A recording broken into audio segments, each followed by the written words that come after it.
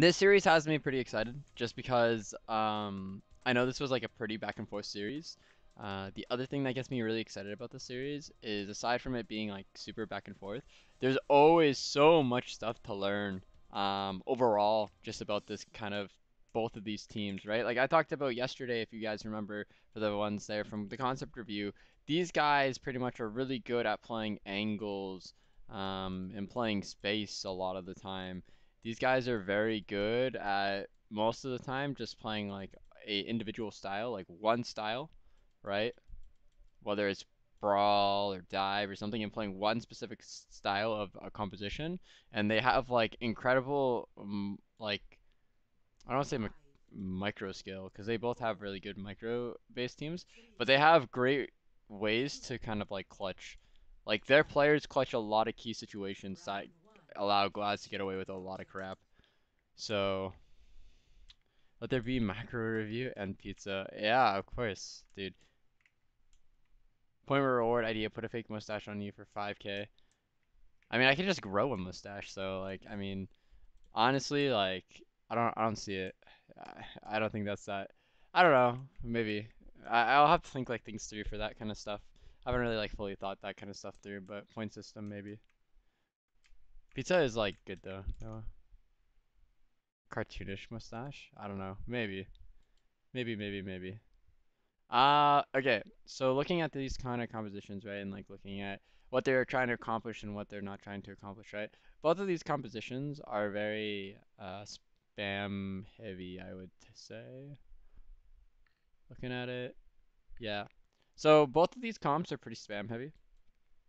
Um, even though it doesn't look like it, aside from like being spam heavy, you have at least one mobile player on every single, well, one mobile character on every single team here. So in this composition, you have specifically the Pharah acting as the mobile person, or on Gods, it's the Tracer. In relativity to Mercy gonna have to be on Pharah, Mercy will be on Pharah, so she will be mobile technically too, but most of the time it'll just be like Jimmy's like very mobile, right? So they're both pretty big spam comps. Then you gotta look at this. Who wins what kind of stage? Who wins the longer stage? Who wins the shorter stage? I kind of look at it and I'm at a crossroads in order to say who wins the long stage, who wins the shorter stage. So who wins in probably like 5 seconds or the shorter time. And I want to say it's Glads actually, funny enough. Usually with this kind of composition with a Zen, I would say they usually win the long game, which I also agree. Actually, do you know what? Yeah, I take it back. I think they win the long game. The big part comes to the Zen is the big part here. Zen makes or breaks. The reason I say that is because Zen, if they're able to get the value over time and survive long enough with Discord, Zen damage in Discord will be enough to force out the hunters. Even though they have leave on Hanzo for burst damage to force them back a little bit more, that just goes back to the conversation point where it's like, what's Hunters really trying to accomplish? Are they going for a really a long game? Like, yes, their damage and yes, their characters are very good at taking these angles and playing a long game kind of style for fights. But realistically, they're playing for the shorter game here, right?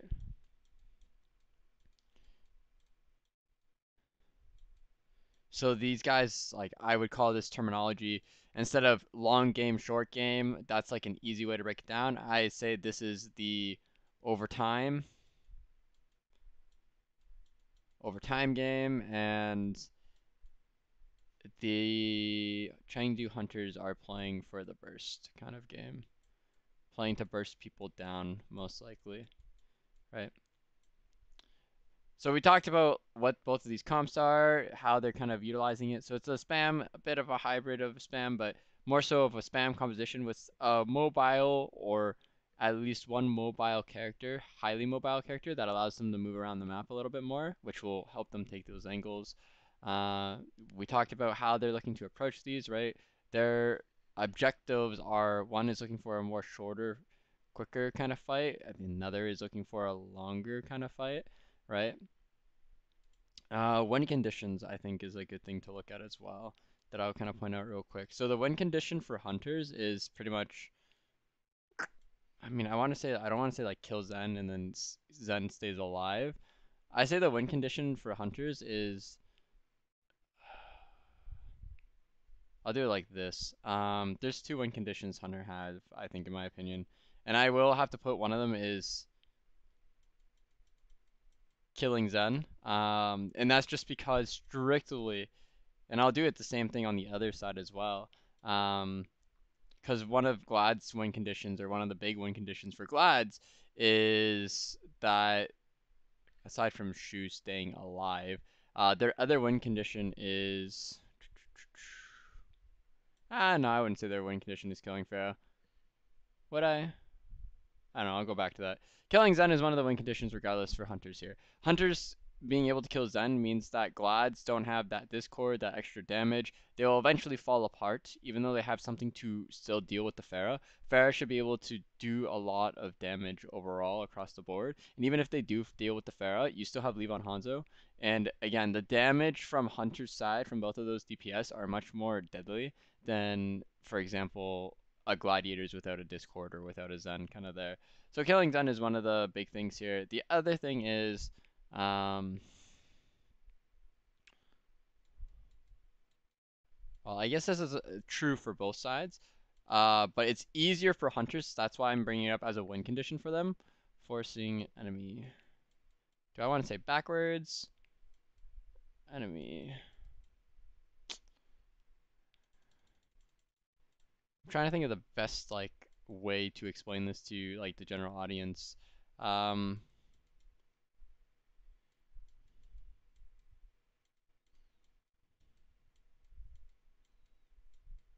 I think that's the best way to put it. So I want to force the enemy to have low space. And what I mean by that is most teams, right, when both teams walk out, they'll play here and they'll play here, right? If I'm Hunters, a big win condition for me is if I force Glads to not even be able to play this main and I force them to have to play like back here, that's good for me because then I can spread out onto point effectively, right? And I'm forcing them to have to play into a retake against me, which is really, really bad. Even though you have a McCree that can deal with Pharah really well and you have a lot of damage, it doesn't mean anything if you're stuck at this choke or you can't get out of this choke, right? So you need to be able to deal and have space. Because the minute that you start giving up space to a composition like Hunters, the harder it will be to clear out those angles that Hunters have, right? Um, they would have to rely very heavily on Kester being able to get something done on Tracer, to be honest with you, in a lot of those situations. So those are kind of like the small little win conditions compared to looking at the overall, like, oh, they win this, like this, etc. For Glads, I think a big thing, like their win conditions are um,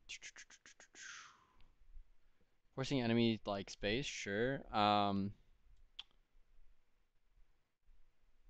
I think looking at it as two small win conditions is this.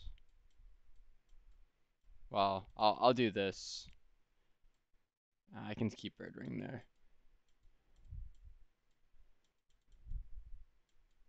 Bird Ring. I'll put both. And Shoe alive. So I talked a lot about shoe dying, right? Or I should probably be saying skewed, not shoe. I thought it was shoe. My mistake on the Zen.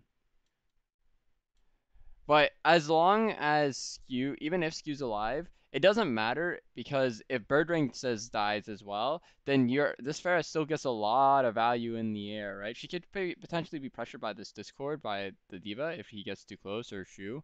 But most of the time, Shu and Space are going to be so focused on keeping Muse alive in the front that they won't be concerned or look more so at Jinmu, right? This comes back to the easy win condition of forcing the enemy to have lower space based off of the composition hunters have overall, right? And this is the issue with having one shield, right? Having one shield means your shield breaks easier and it's harder for you to hold your space, right? Especially against a high burst kind of spammy composition like hunters. Orisa Muse will never be able to hold space in the open unless he's by some sort of terrain and utilizes terrain. If not, he'll have to burn through his resources a lot faster than Gaga, and that's just not going to be a good thing. So that's why it's important that Birdring stays alive in these fights so that he can be One, he can have that consistent damage out there, but the bigger reason is to deal with Jinmu, right? If he can deal with Jinmu, right, while his team walks up, takes space, does other things, then that will keep them alive in a very good way, I would say. The secondary kind of smaller goal win condition for Glads in my eyes is I need Kester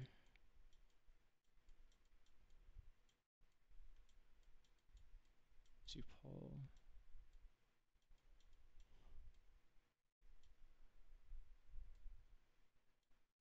2 players or 1 kill. Okay, so this is where it gets kind of different with Hanzo versus Tracer. See how I'm kind of saying forcing the enemy to have low space? The reason that this is a thing and this is a bigger, like one of the smaller goals that is more doable for hunters is because of this Hanzo. The Hanzo and Pharah together, obviously, but more so the Hanzo than the Pharah. But if you look at Glads, right? They don't have as much of this tank pressure and shield pressure as hunters do, right? Hunters have a lot of that burst damage. They have a lot of ways to kind of force people back. Where Glads are playing this McCree to deal with the Pharah can compared to like playing to burst the shields, right? That's why they have the Zen for the extra little damage on the shield. So the big thing that you have to keep in mind is on top of that, right, you might have Zen and McCree for the shield, but you also have Kevster now on Tracer, which is a little bit more of less shield break and more so being in the enemy backline. So Kevster being on specifically Tracer here, right, is why this is a point. And the points are a little bit different between everybody, right? So in order for gladiators to get the value that they want, they need to have Kepster pull those 2 players away, right, from the team. So specifically, he might be looking to pull Late Young away from the front line, or maybe he'll force Leave to look at him. If he can force, let's say, I don't know, and this will come specifically these 2 reacting will come from him going on Monk. And the reason I bring this up is because as long as he goes on Monk, he should be able to pull one of those 2 people at all times, which is a big thing. That's why I said he should try to pull 2 players because he should be able to. And this should allow Glads to walk up and be a lot more aggressive just because, think about it like this, when you're walking out forward, the reason why I think that these guys would have bigger spam is because I have all 6 of these people looking forward, spamming the shield. Those 6 against this 6 looking at a shield is low, right? Because he's not going to be shooting a shield most of the time. So it'll be a 5v6 in terms of shooting shields, maybe, right? But if 1 or 2 of these guys get pulled away, well, now it's a 5v4. The 5v4 goes in favor of Glads in technical terms, right? Especially if the Hanzo is the one of the people away from breaking shields, because that means the longer distance damage is gone. So again, this one condition is really good for Kevster if he can pull the 2 players. The reason I say if he can get 1 kill, again, the likelihood of the kills he's going to get is he's either going to get Leave to die or he's going to get Monk to die. There is a small potential he gets Yveltal to die as well. If Yveltal is low enough from taking shots from McCree or potentially a D.Va, and he's around a vicinity to just pepper and kill her, right? This is very unlikely though. The other 2 are more likely. So then at that point, right, if he kills one of those 2, that means large amount of shield pressure gone, a large amount of kill pressure gone. Or here, a large amount of sustain gone compared to you who still has that large sustain, right? So this is kind of how both of these comps are looking to play. This is the style of game they're looking to play in terms of long versus short, who has the advantage when. And then these are the tiny goals that both teams are going to look to execute as they play this map. So let's see kind of how this goes. I heard there was pizza. Yes, there was, dude. Gonna be munching on like this pizza a little bit right now, actually, as we play out. All right, let's see here. We're gonna go over here.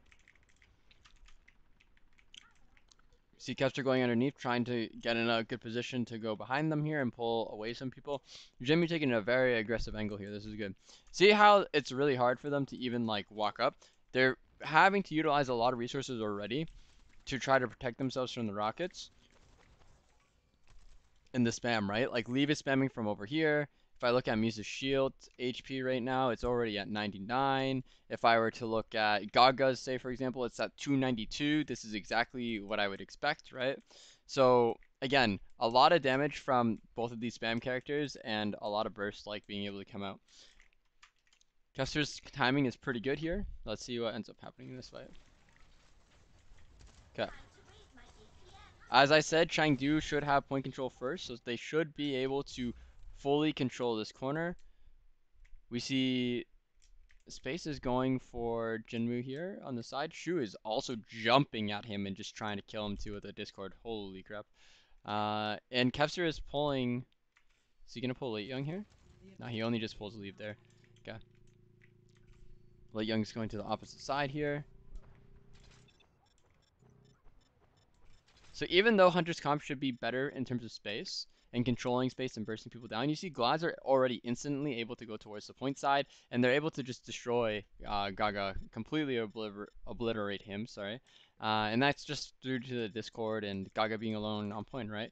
Late Young went towards here to try to take an off angle, but Monk is trying to play this wall so that he doesn't get bursted in the open here at this choke. But Leave is so focused on the tracer behind that he doesn't have the pressure to put out forward, right? Because he's so focused on matching that tracer potentially. And Jinmu was forced back because remember, Space was trying to pressure him out. Same with Shu from this side. So since they're trying to pressure him out, he's forced to have to play a lot more of a defensive angle, which meant he had to give up shooting for a little bit. That gave a brief opportunity for these guys to push up together. I'm not a fan of Late Young leaving Gaga as well. I feel like you stay with Gaga, then you go off to the off angle a little bit more. I think it's more important to make sure that your wrist is safe at all times comparatively to just playing in a good position to kind of create a crossfire. Because right, remember like here and here, that's a crossfire right here when they walk up. But I don't know. That's just me. Jinmu and Leave are able to get some key kills though. Shu's able to go down. Birdring's able to go down. Now all Chengdu have to do is slowly play this now because they have two major picks. Again, with Birdring and Shoot down, that's two major threats. Now Diva Mech down, Jinmu can kind of do whatever he wants. He can go on a tear, he can go and kind of play as aggressive as well, right? And you saw that. He went for a barrage without any fear. He's playing very much in the open, right? And he was able to do really well. Now we see that Birdring has switched over to Hanzo. He realizes that they need the Hanzo on the side of Glads. Even though McCree is a great counter to Pharah, it's not a great counter in terms of... Not really counter, but he's not a great choice against what Hunters is playing. Because Hunters will be able to always win that shield war. They'll always be able to pressure out, right? So that's why Glads is switching over to this Hanzo. They need more shield pressure. They understand they need to pressure this core from Hunters a little bit more in order to get some sort of value. Look at these rockets, man. Like Jinmu, like some of it is splash, yeah, but Jinmu's hitting like a lot of rockets. Where is he? Where is this guy even? This guy is like all the way on the outside coast side. He's playing so confidently with these off angles. Alright, Kepster's behind. I think a big thing I want to look for is what's going to happen with Kepster. Because overall, this fight will go in favor of Hunters because they have control of this choke. Jinmu is shooting them from behind, right? These guys are walking into a window. They're going to either have to walk past it or go backwards. If they walk backwards, they go into Jinmu, right? And the team can just keep shooting and push them in an open area, which is really good. If Glass decide to go this way, right? Jinmu's just going to walk around and go shoot them even harder in the back because they're so focused on trying to go past this window and kill these guys. So this is where Kepster becomes a huge threat. Kepster has to either get something with the pulse or he has to find a kill here. Alright, Monk instantly just goes down based off of Kepster peppering him and Space just inting onto him. And just from that, like Monk going down, like that's already a huge kill, right? Remember what I said, like if on the side of Gladiators, they're able to either get a kill or, you know, pull two people away, they should be able to win fights easier. And again, it goes back to what I said. The susceptible or likely target that will die, the likely target to die will be Monk most of the time. There was a little bit less on just Kevster and more so a group effort between Kevster and Space. But still, it just goes to show you that if a BAP dies in one of these comps, it's very less likely that the teams are going to win, whoever's BAP dies. Only if they get a trade on the enemy BAP is a big way they're going to live. Okay. Let's see here. They're walking up. Alright, I see Skewed on the left. Muse is alone on point. There's 3 of them on this top right side. And potentially two of them, 3 of them are going to look at this Fair Mercy. That's... Jim is taking a lot of attention to himself considering. Trank on point because Muse is alone on point. Glads regroups on point. He's just able to get a kill here. Because Jinmu's rockets force Birdring to drop down here, and it just goes right into Leaves LOS. Leaves able to get an easy kill. Again, bomb comes out, forces Glad to have to play a corner.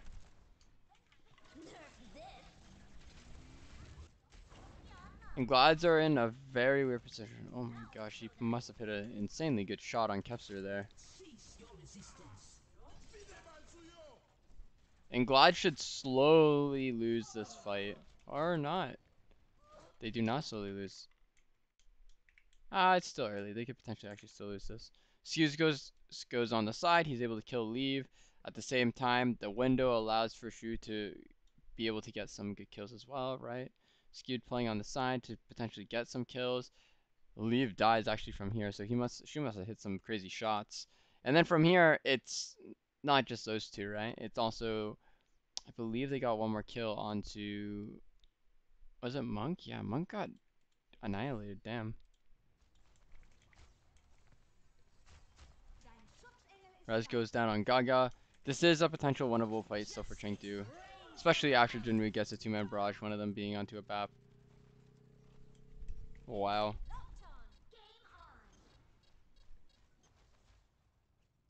Coaster tries to get a pick onto Gaga. He's unable to get the pick onto Gaga with the bomb, but he's able to end up cleaning up what goes down here. This is just Hunter's going back and forth here. Hunter's just going back and forth with kills and trading. Nothing really crazy going on. Able to kill the Hanzo too. So there's 2 things that I kind of want to bring up after this point sort of flips that is kind of cool. And I'm going to go back and I'm going to show you some of the moments that I thought were kind of cool with this macro. But first things first, we see dive now on Hunters that with specifically a Genji too. That's a very interesting kind of point to watch here. So I'll start with first things first. So it should be, is it right here?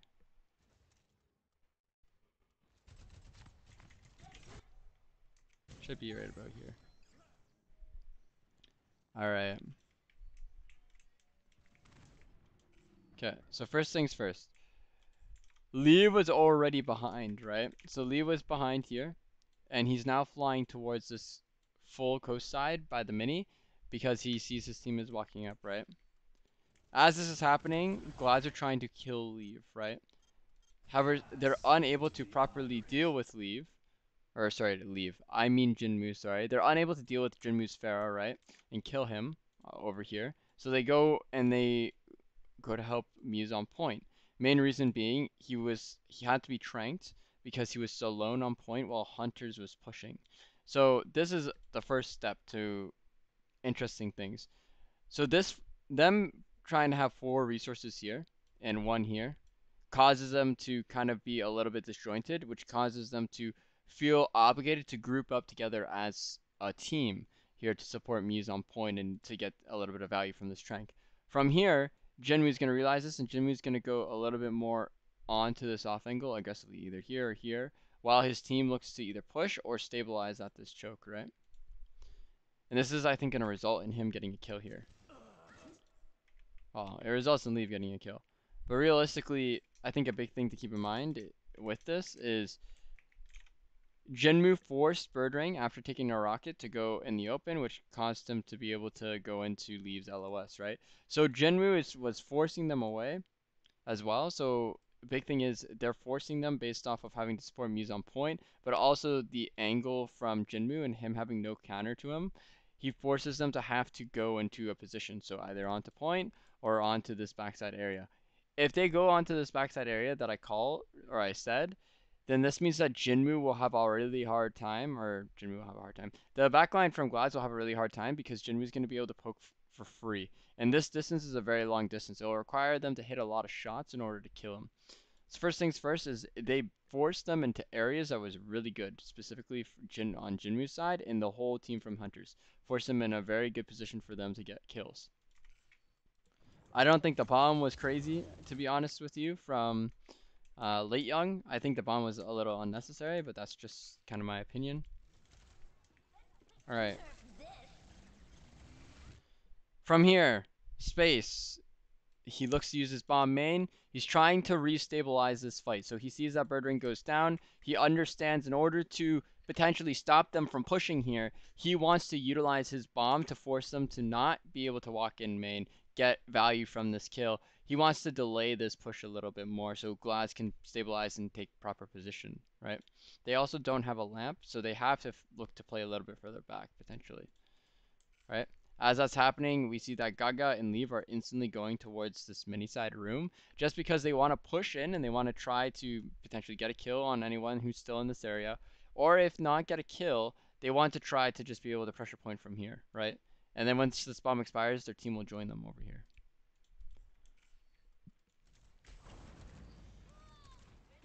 They're able to get a kill onto Leave because of that play from Hunter's side.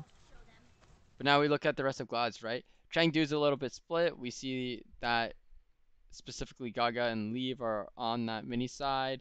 Farah is hovering towards main. Bap is hovering towards main. Mini Diva is hovering towards main. Okay, well, they're hovering towards main. So if I'm Glads, they're trying to find some sort of aggressive play here in mid because they know the Orisa is on this left-hand side. And they send space here to help skewed on this left-hand side. Do I think the Diva is enough? I do. I don't think you need to give up all the space just to support a Zen against two people. I think you just have one person to delay and then potentially go for get some kills here because this is still killable people, right? Remember, Orisa only has an 800 shield. She doesn't have a huge shield. So if you have someone that can do a lot of damage to her shield and then this Discord available, you can kill anyone in this mini room if they commit, right? And over here, I like the aggressive action from Muse here because he's trying to see if he can get any kills in this main while Shoes pockets him, right? It's a good kind of way to find some sort of play or some hero play in order to turn around this fight. So as that's going down, right? Bongo comes down, Muse is able to get a kill onto Monk because Monk has no Diva Monk mech to protect him, and his whole team is separated or isolated from each other. Gaga can't assist him because he's on the other side of the map, right? Yveltal cannot support him because he was on the left side trying to heal up, I think, late young during this time. So it turned into an easy kill for Glads. As they move in, right, he was able to get a kill onto Gaga from this pull. On top of that, add in that Shu's windowing, and she was able to find Leave as he's kind of peeking from this little room as the rest of Chengdu are stabilizing here. So the timing of him peeking and the timing of Chengdu trying to be aggressive in this main are off. So he becomes a potential isolated person and an easy kill. So 3 kills instantly from that one hero play from Muse, which is pretty good. Only issue here is that Space committed his mech. He tried to get a little bit more, and he just got instantly demeched and killed, right? By delaying time and space for the gladiators. Overall, this still looks like a really good fight. The only issue, or the only thing that could turn this fight around is Jinmu's barrage, right? Now it's an interesting thing where now Chengdu understand they need to make a play somewhere on the map. So Jinmu goes towards this side because he knows that Bap was over here from his window. He doesn't know about if which way Orisa is going. He could assume that Orisa should be going up this way though, because it's the closest way to get back onto point. And now he's going to look for a barrage on these guys here, right? Even if he doesn't have a Diva mech to pocket him with Matrix, it doesn't really matter. It's still a pretty big thing, right? Yveltal is able to res Gaga. Gaga walks forward here to pressure, and then instantly going for a pull kind of combo. He's able to get a max range pull onto Shu, and they're able to burst Muse here too. So by Jinmu trying to go for a play, he's able to be successful with his play and turn it around yet again for Chengdu, right? So again, two good hero plays made here from both teams, which result in them flipping the fights consistently, right? If Shu was able to get out of that max range pull, then maybe Glads wouldn't be able to or be as close to losing this fight. But overall, it's good, right? He trades his life, but now you look at it, it's still 3v3. They just have their DPS and a support out or up, where hunters only have their tanks and a support up, right? I look at this a little bit more, right? Again, you see that the numbers are 3v3. You look at the healer though, they have Zen versus a Mercy. They need to get kills in order to win this fight. They won't win with healing over time. Mercy will out heal, and they have tanks, which means they should be able to sustain long enough for people to come back, right? So they know that they need to find some sort of kills here in order to win it for themselves. The other thing that I probably don't think they're keeping a track of, but is a key thing to keep in mind, is BAP also gets back faster, which means based off of not just the healing from Mercy, when BAP gets back, they'll have superior healing and damage that these guys will be able to push in even if they're against 2 DPS. And Skew counting like almost like a DPS character with the Discord. That won't matter because they have the healing, they have the abilities to push forward and push past that. And the damage from D.Va is no laughing matter. It is enough to probably 1v1 any of those characters, right? Hence why Kevster goes for the play. He's able to get Gaga really, really low, and this forces Hunters to be on the back foot again. They have these healers online though, which allows Gaga to have confidence to keep pushing forward. Do I think he should have stabilized for a little bit longer? I think he should have waited till he had about half HP, then pushed out. But he had confidence that he was just going to get the healing he needed, but he just got bursted through the healing. And now for this point, it's just all about, okay, Gaga went down again. Now it's a 3v3. These guys, a lot of guys on the Gladiator side are going to respawn. We need to make something happen again. They see that the Zen is kind of forward, right? Playing like this halfway side of point. That they try to execute on the Zen. They end up killing him. And from here, this is what starts the snowball effect for Chengdu, right? Because they have Belk, they can continuously go for this, especially since Leave came back on a fast character like Tracer. So the Valk allows it so that those members that went very deep on the side of Chengdu can get that healing, right? As they're going to take aggressive, Birdring was super far forward onto point here. They're able to kill him as he's trying to back away from point, and now they're going to slowly but surely secure these kills. So back to back to back individual play or hero play made from both of these teams to just try to win the fight. So even though I talked about the macro and like, these are the small objectives, like these are how they win, you're noticing like both of these teams already in what was, I believe, the second fight in this, or third fight, my apologies, in this round. Excuse me. In this round, they're able to just clutch, or not even clutch, but they're able to do so many good things, right? Like if I see that alone, this is already identifying like how big and how close of a series this potentially can be just from those like individual hero plays made from both teams. Like the back and forth there, right? Alright, let's look at this next fight here. Okay, Chengdu identify that they know that they have dive, they lose the long game. They need to make fast plays here towards main. So what they end up trying to do, excuse me, sorry. What they end up trying to do is they're trying to go for burst engagements within this area, right? They don't want to let gladiators post up or set up onto the point or close to the point. Because if they do, then it's game over for hunters at that point. Unless hunters are able to get a free kill when they're set up, which is very unlikely. So they understand that they have to go for something aggressive. Birdring switches to McCree because he understands McCree fully counters this dive. He also understands he doesn't need Hanzo anymore because he doesn't need that burst damage to force the core back or to make it, I don't want to say more easier, but he doesn't need Hanzo because their core already is going to have a hard time walking in, right? So he doesn't need that Hanzo for the extra pressure compared to before. Oh my gosh. Leave forces the trance here from that dive. So they have a window now for this, for after when this trank is over. Let's see what this window looks like from Monk. I don't know how I feel about this window, honestly.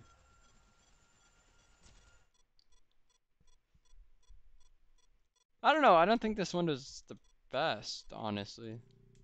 I guess you can shoot from here, and you can. There's a little crack here that you can shoot from, so it's not the worst. But I don't know. I'm not a fan. I'd rather it be more half-half, where it's like this. Like I'd rather this be out more compared to it be like a tiny little point and then like this super wide point this way. Like make it at least half maybe, so that you can still shoot down that hallway, but at the same time you can still shoot the stairs. Because you're not gonna move away from this corner of stairs unless 3 people are pushing you from their side. Uh, So they force a trank, so that means that Glads are in a really awkward position there. They don't have a defensive ultimate to be able to survive. Book and window comes down. Gaga and Monk pretty much have sandwiched the Zen, so Zen ends up going down here. Valk, in order to empower everyone as well, or to keep them alive on point 2. This is going to be a bit of a nasty tumble for Glads at this point. Glads have to restabilize and find something here. They can still win this even though their Zen is down because the lamp is down from Hunters, but it's going to be really hard. Because Hunters still have a res online and they have Velk, which make it infinitely easier to get some sort of Velk value. Or res value, I should say, sorry. And then they just go instantly for a dive after the Zen's dead. They're not able to survive the dive again. They dive past the window too.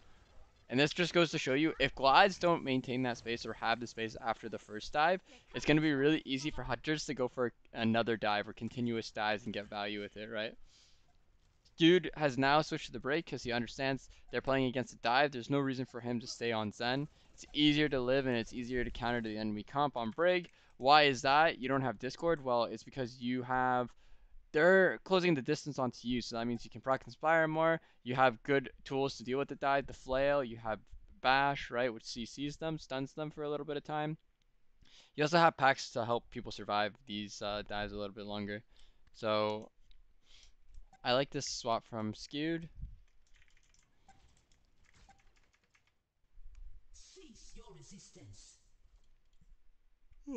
Aside from both support ults being used, Glads have pretty much every ult online, whereas Hunters only have 3 ults coming online. They might have mines come up in time, but it's very unlikely.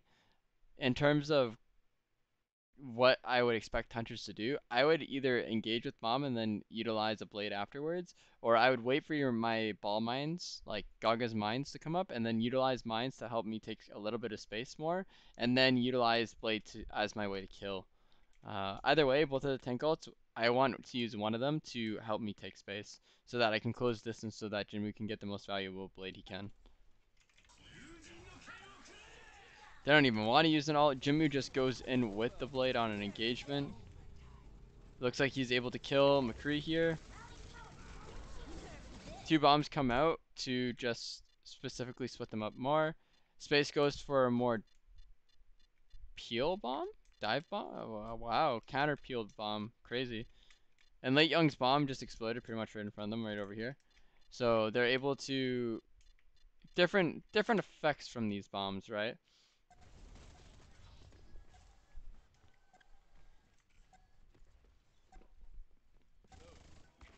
Like watch this Late Young. Oop.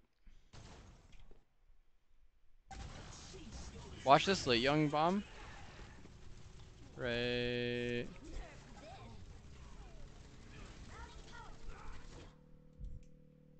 Yeah. Late Young's bomb is more used for a second life, right?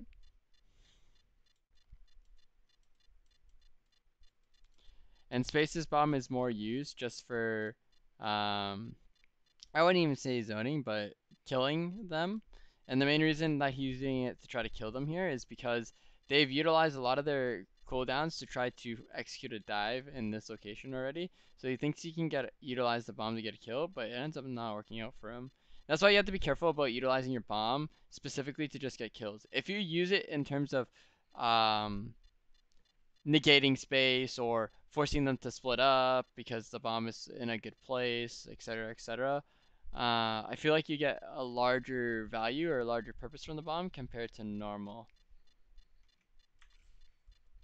Space is able to get volatile with this, but Leave is able to trade it out. I think he gets a kill against Shu towards spawn side. Yeah, towards spawn side, right over here. Shu was incredibly far out. I assume he was just trying to support whoever was over here, which I believe was his McCree, but it didn't end up working out for him. Stick lands onto Orisa. The aftermath of it also destroys it. Looks like the barrier a little bit. They're able to instantly execute Muse afterwards, and now it's just cleanup from Chengdu. And Chengdu should be able to win this fight just based off of that alone.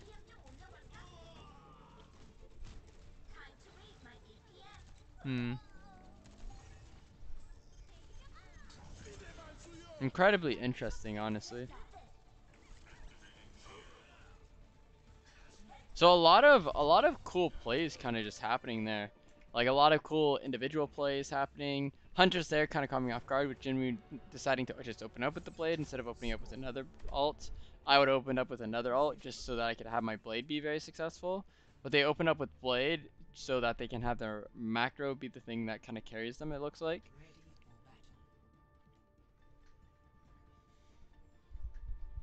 But interesting. Cool little stuff. There was that one fight that was the pivot point, right? If Glass was able to win the fight where Hunters was just trickling all the time and trying to get kills, um, when they started off with those 2 kills, I believe, or 1 kill against Birdring, I think if Glads won that fight a little bit more convincingly, they would have won that round. But because they didn't, it made it really tough for them. And this map is like a 50-50 in my eyes. And the reason I say it's a 50-50 is because Glads this should be one of Glad's strongest maps just because they're able to play dive on this because of how open it is. As for Hunters, no matter what Hunters play, should be really hard against Glad's dive because Glad's dive gets a decent amount of success, right? Um, hmm. Okay, Hunters are playing the Zarya composition, but with a Zen. I'm gonna also turn this off real quick.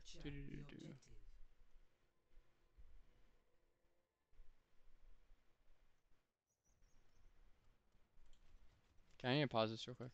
Pause.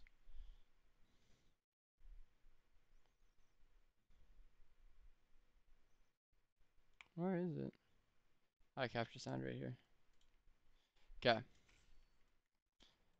Now, Hunter's comp compared to Glad's comp, Glad's is expecting a fair. That's why they're running out with the soldier. Hunters have changed it up. They decided to play dive instead of fair here, which should completely, utterly mess up Glad's as a whole. Because they're also playing the Zen for the Discord, I think, as well, to help disable that Pharah. Or to potentially also utilize it so that they could abuse Gaga's ball a little bit more, or the tanks that they feel are playing very aggressive. Now their composition has to play against something quite faster, uh, into a hard dive where they can play slow and play around their Zarya charge and win from that. But they can also play fast and try to burst with Discord and Zarya bubble to just be able to simply just massacre Glads. And the way that Chengdu I feel like could win this really well is their angles. If they play their angles really well, like we saw yesterday, they'll be completely fine in this map. If they don't play their angles well, Glad should be able to win just based off of pure skill and Hunter's not playing how they need to play, right? Another easy thing that is nice for Hunters is they have Zarya, which allows them to play for the long fight. And what I mean by the long fight is it means that they can win the long fight just based off of high energy from Zarya. Alright, let's see here.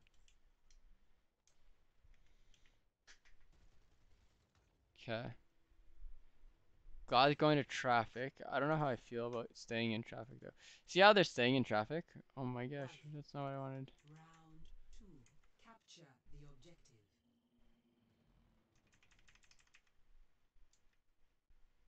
Okay.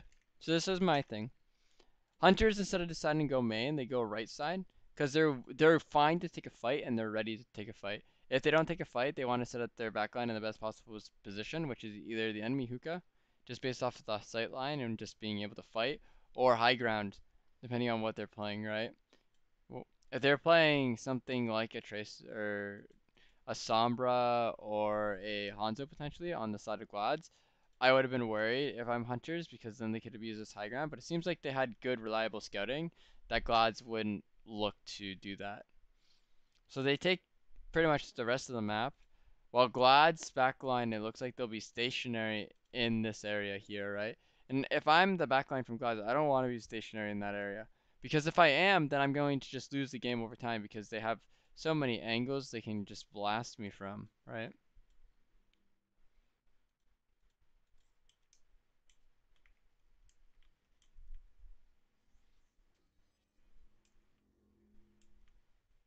Alright. Darn it. Okay. Well, look here, the whole back line pretty much from Hunters are walking forward as Gaga went for a slam, and they try to follow up the damage and where Gaga is. I feel like it should result in a kill here, if I remember correctly. Gaga goes down because all of Gladiator's peel. But you see, if I go to here, whoop, there we go, right here. Skewed and Shu are in this doorway. They have nothing to protect themselves against a Zarya that's mid-range, like, energy, mid-ramp up. So this is a good job from Hunters that even though Gaga's taking pressure and Gaga goes down, Late Young is doing a good job of identifying he needs to push forward and he needs to not give this backline room. So that was really well done by him.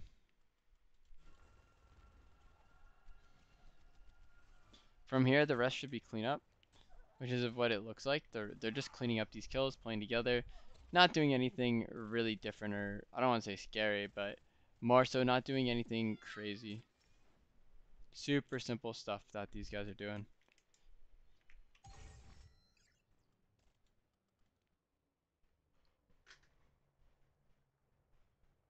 All right, let's see here. Okay, Hunters are playing very aggressive. I assume Zen is coming back from spawn. That's why he's playing so defensive here. Because if he was alive, I presumably believe he would have been probably on the left side or towards main shooting. Or he could have tried to set up here and he had a great angle this way, right? Hmm. They go for a really fast execute over here. I want to see if Leave was set up. Was Leave set up for this? Where's Leave? Forcing ball. Oh, where is Leave?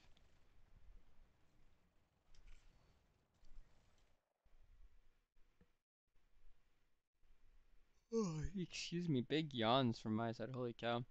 Um, Looks like Kevster's trying to go for a duel onto Leave. Jinmu's able to just hack Kevster.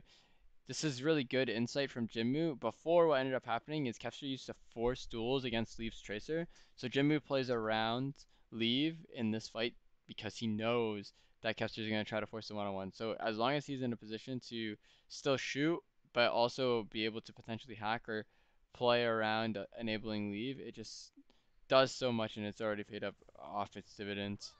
Because he goes down here first, right? Now it's the same thing, right? We look at the angles. The angles are really good. I don't think you go for the slam here if I'm Hunters, but I guess they're feeling confident. So Lee didn't have an angle, but he should be blinking for an angle. Yeah. He blinks for an angle. He blinks to play pretty much in this vicinity over here so that he has an off angle or so he can support Gaga. Hmm.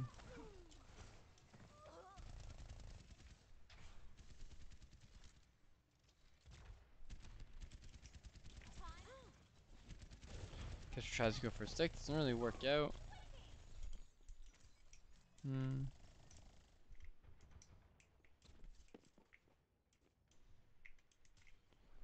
Interesting. So it doesn't really work out when Glads try to turn around the fight. So they kind of do a soft reset. Now Hunters have almost every single ult coming into this fight. It's the same thing for Glads. It's all about who can utilize their ults better here. Hunters have a lot more ults online before Glads do, so I presume that Hunters make the first move here on Koth. Apagando las luces. They gave up a lot of space on the right. They go for an EMP main to try to force Glads into a poor position with rally straight out. I don't like that rally idea by Yveltal, but it's not terrible, I guess. Alright, ball is taking the off angle here on the side of Hunters. The rest of Hunters are playing main. If I was Hunters, I know two people are potentially going for my ball. I need to go forward here. Let's see if he does that. Does he know to do that? Okay, the guys main do know that they have to do that. Ooh, and they're able to just get a nice little kill onto space here. Stick gets missed by leave, and a visor cleanup from as well as action from supports are enabling them to kind of do really well here. Hmm. Unlucky.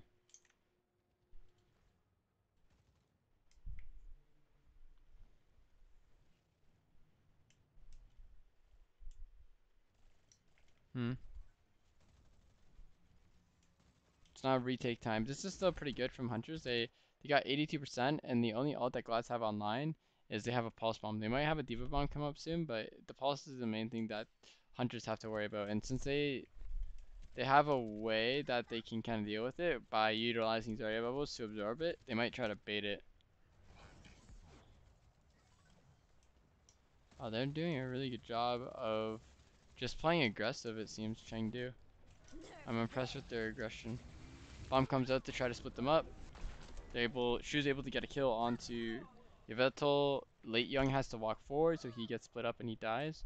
Oh, hold the phone. Monk, Gaga, and Leave all get kills, which means that if they're fast enough, they can actually walk up really, really well. Okay, let's see here. I need to back up and I need to see what happens in this dive here. Hmm.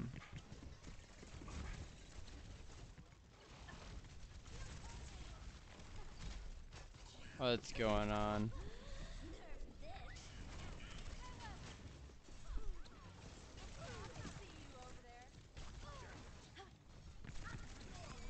Wow, Soldier's just caught by himself pretty much. What's Monk's positioning look like? Yeah, Monk's aggressive too. They all just understand that they have to make a play on their side. They catch Bird Ring off guard and they're able to get 3 other kills from that. That's crazy.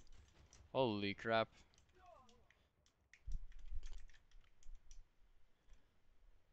That's still fine if I'm Hunters. Like, if I'm Hunters, I know that I should just be walking up.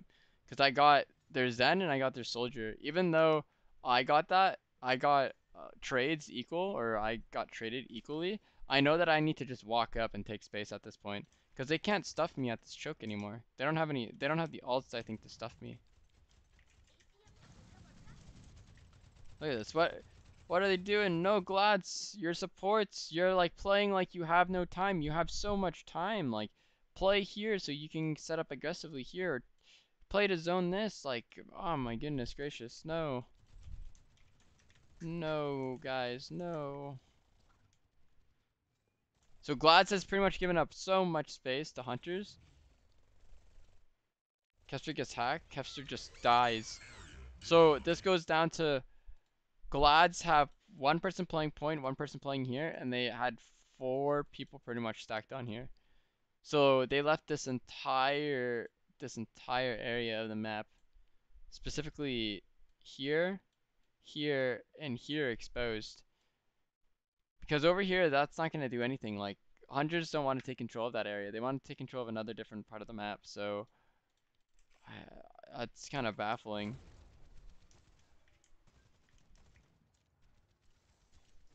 Hmm.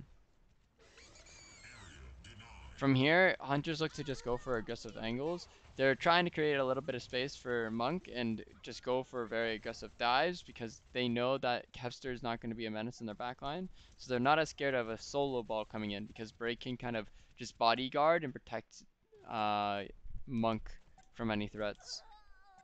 So even though it's 92, this fight, when it started, wasn't even close. Because they were able to just kill Kevster right off the bat with a hack. Jimmy doing a really good job of just getting these hacks onto Kevster. That's like the second or third hack that he got onto Kevster in this series so far. just from the one map. That's kind of nuts.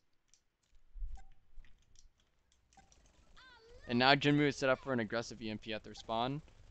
If I'm Jinmu, like, I get ready to pull the trigger really fast. Muse tries to kill Jinmu, but he has to go for the touch. Goes for the touch. Jinmu has his team to support him, so they can't do anything. Leaf teams up with Jinmu to kill the ball that's hacked. If I'm Jinmu, I'm just waiting out that visor, then I'm going to re-go in with an EMP. His team's hiding right now. This is pretty good. Trank is forced. EMP is going to get popped now. Good reactions from Shu. I don't know if it will matter. If Hunters get another kill here, that doesn't matter. And Leaf gets the crucial pick, which is skewed. Skewed goes down. That means that, yeah, like I was going to say, Shu should go down because if he gets two-man dive, he has no one to protect him and help him. Soldier's not enough to help him. And again, they're just getting cleaned up at that point. You see the power of having a Brig alive, obviously. When you have a Brig alive, you don't have to worry about too much on your backline. When your Brig is dead, you pretty much all of you have to go and play Protect the Zen at that point. Wow. Alright. That's map 1 into the series.